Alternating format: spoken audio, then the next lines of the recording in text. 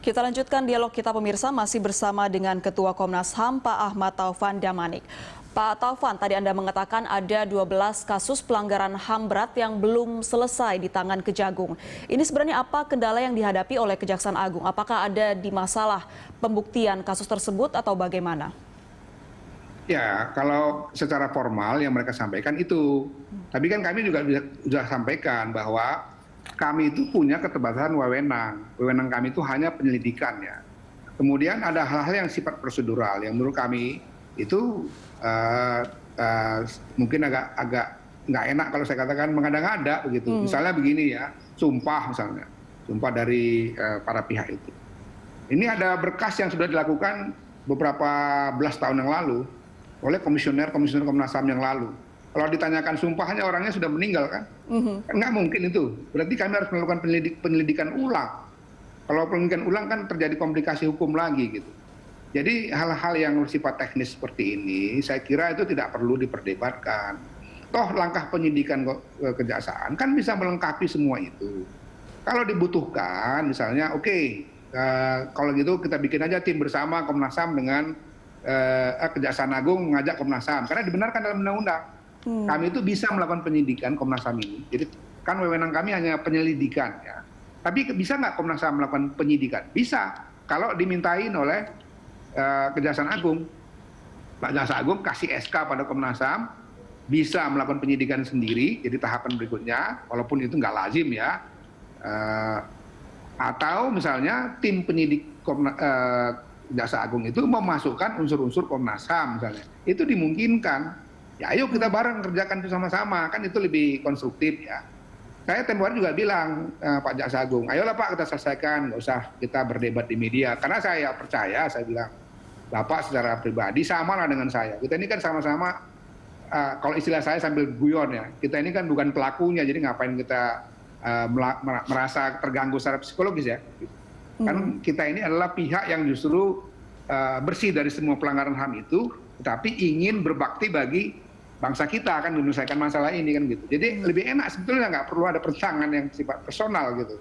Baik. Saya nggak punya masalah personal dengan siapapun di Kejaksaan Agung karena itu semua sahabat-sahabat baik kami dalam berbagai hal yang lain kita kerjasama kan gitu. Sama Pak Mahfud pun saya bilang Pak saya sama Bapak sama-sama orang yang sebetulnya ingin menyelesaikan masalah. Jadi kita ngapain berdebat kan? Berpikir jernih aja bagaimana mencari solusinya. Kita bayangkan itu ada banyak korban-korban dan keluarga korban yang itu setiap hari ya tetap dihantui oleh rasa sedih, rasa duka gitu ya. Walaupun sebagian juga sudah berusaha mengikhlaskan, dia bilang pada Komnas HAM, udahlah rekonsiliasi aja gitu kan, itu juga ada yang seperti itu. Baik, Pak Taufan. Benar juga kalau ada orang mengatakan seolah-olah semuanya orang korban itu begini gitu. Enggak, saya udah bertemu dengan banyak pihak. Banyak juga yang sudah ingin ya berdamai dengan masa lalunya, tapi dia ingin semua masalah ini diungkap kebenarannya gitu. Pak Taufan. Jadi dia nggak menginginkan ada orang yang mau dipenjarakan gitu, nggak begitu dia. Dia udah ikhlas dengan itu, tapi dia bilang, tolonglah bangsa ini mengungkapkan kebenarannya bahwa dulu pernah terjadi peristiwa seperti ini. Baik. Ayo kita rekonsiliasi, melupakan masa lalu, menatap masa depan. Itu orang-orang tua itu, umur 80-an saya jumpa. Mereka dengan sangat bijak mengatakan itu. Nah, Pak Taufan, tadi Anda mengatakan pemerintah ini berencana untuk melakukan dua kebijakan, yaitu menghidupkan kembali UU KKR dan juga membentuk komisi khusus pengusutan kasus pelanggaran HAM lama. Ini apakah dua langkah tersebut Anda menilainya bisa efektif dalam menuntaskan kasus pelanggaran HAM yang lama? Ya, bukan komisi khusus ya, semacam unit kerja gitu ya. Dua-duanya kami sambut baik. Saya dan teman-teman di Komnas HAM itu kita selalu positive thinking. Sama Pak Presiden saya katakan, Pak kami berharap. Saya tahu di luar sana suara yang sudah miring ya, nggak percaya. Lihat aja misalnya pernyataan yang distrust terhadap Presiden. Saya sebagai ketua lembaga negara, saya kira saya wajib untuk tetap percaya kepada semua kebijakan lembaga negara yang lain. Karena itu kami apresiasi. Ayo kita lakukan. Kemarin saya ketemu dengan Kumham ya, karena Pak Menkumham barusan ini juga pidato dalam hari HAM-nya di Komnas HAM itu begitu baik. Saya bilang ayolah Januari 2021 kita mulai duduk lagi. Dua hal tadi ya. unit kerja itu dan kemudian langkah-langkah menuju menghidupkan kembali KKR. Tapi dengan catatan saya bilang, jangan dipangkas prinsip-prinsipnya. Yang tempo hari kan ada langkah pihak tertentu memangkas. Misalnya pengungkapan kebenaran itu menjadi bagian dari KKR. Tapi ada yang mencoba menghilangkan bagian dari pengungkapan kebenaran itu. Ya akhirnya berbeda pendapat lagi. Kalau begini sulit kan gitu. Korban-korban atau keluarga korban itu setuju. Ada yang setuju ya, ada yang enggak. Dia ngotot tetap pengadilan. Kita pahami, kita mengertilah itu ya. Tapi juga ada yang mengatakan yang penting ada pengungkapan kebenaran dan setelah itu rekonsiliasi. Langkah-langkah rekonsiliasi bahkan sudah pernah dilakukan dulu oleh Pak Luhut Panjaitan. Saya mengapresiasi itu loh. Pak Luhut, Pak Agus Wijoyo misalnya dari keluarga korban sebetulnya kan Pak Agus Wijoyo korban 65 dan yang lain-lain itu melakukan pertemuan dulu di Hotel Arya Duta. Cuman nggak ada kelanjutannya. Bahkan muncul pertemuan-pertemuan tandingan itu. Padahal langkah itu menurut kami itu langkah yang bagus ya, terutama untuk masa depan bangsa kita. Gitu. Orang yang jadi keluarga korban sudah mau berrekonsiliasi, kenapa kita harus keberatan dengan itu kan? Itu hadir waktu itu anak-anak dari jenderal yang terbunuh misalnya, juga hadir dari anak-anak ex pemimpin PKI termasuk Ilham Haidit di situ. Sangat bagus itu langkah itu. Tapi kemudian tidak berlanjut. Ya. Pak Taufan, kita berbicara mengenai distrust yang juga sempat Anda singgung tadi. Melihat masih banyaknya kasus HAM lama yang juga belum selesai pengusutannya, ditambah lagi dengan terjadi baru-baru ini dugaan pelanggaran HAM terhadap penembakan 6 laskar FPI. Ini semakin memunculkan distrust dari masyarakat terhadap pemerintah. Bagaimana Anda melihat fenomena tersebut?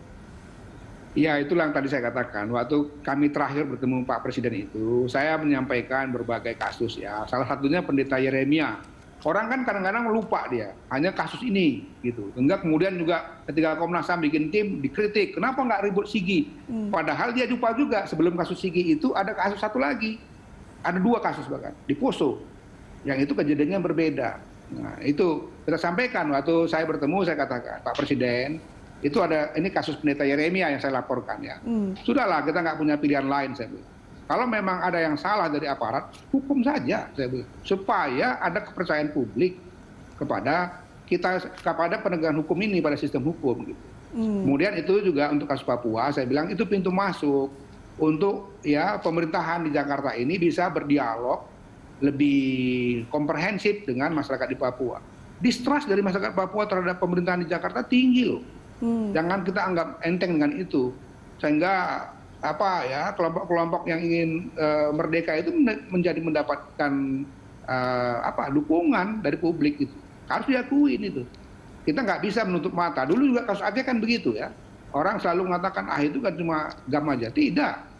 Orang nggak mau jujur mengakui karena perasaan ketidakadilan misalnya. Dulu sempat orang di Aceh memang kebanyakan mendukung gerakan Aceh Merdeka. Tapi ketika ada langkah yang luar biasa progresif, dengan kemudian ada perjanjian Helsinki, kita lihat sekarang kan tokoh-tokoh HAM justru menjadi bagian dari sistem politik kita.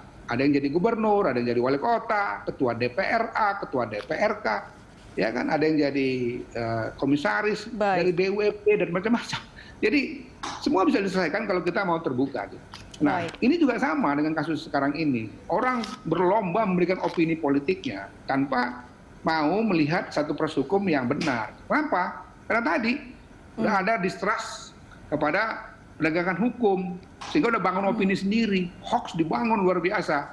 Untuk saya dikasih hoax, ini ternyata ante-ante cendana, ada foto saya ditampilkan. Padahal sama sekali nggak mirip wajahnya sama saya. Orang yang nggak ngerti kan, saya kan bukan orang yang populer, orang nggak tahu bahwa ketua Komnas HAM itu berkumis misalnya kan gitu. Sehingga itu bagian dari distrust, dibangun opini macam-macam. Ada yang sudah berkesimpulan bahwa ini pasti HAM berat.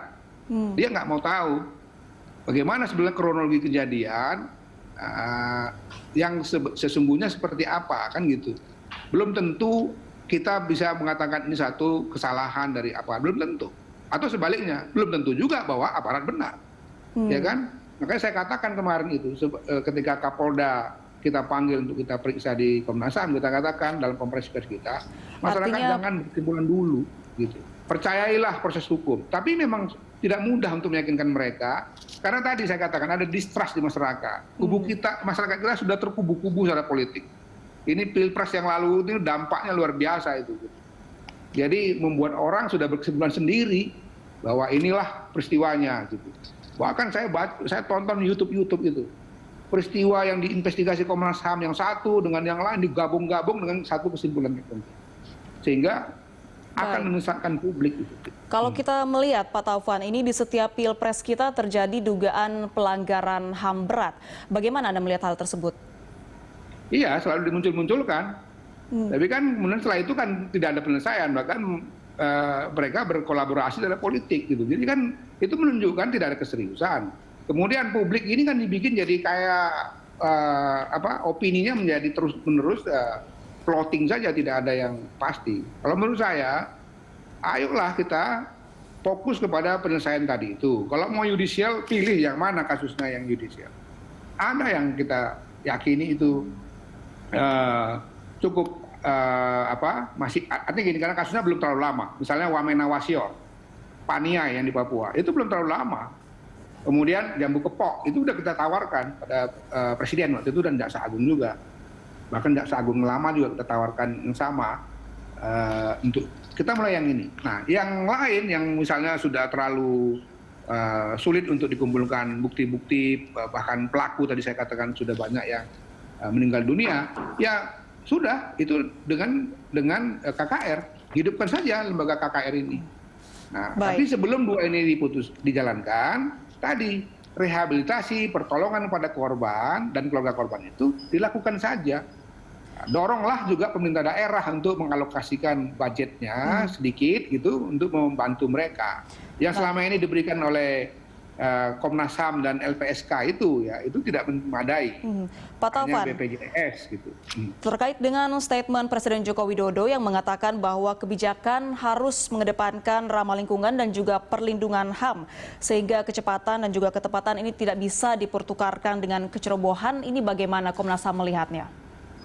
Ya, saya sangat senang dengan kebijakan pernyataan itu ya. Walaupun dalam pertemuan kami saya waktu itu menyampaikan kritik terbuka, dan orang banyak yang nggak tahu itu bahwa pertemuan kami Komnas HAM dengan Presiden itu belak-belakan.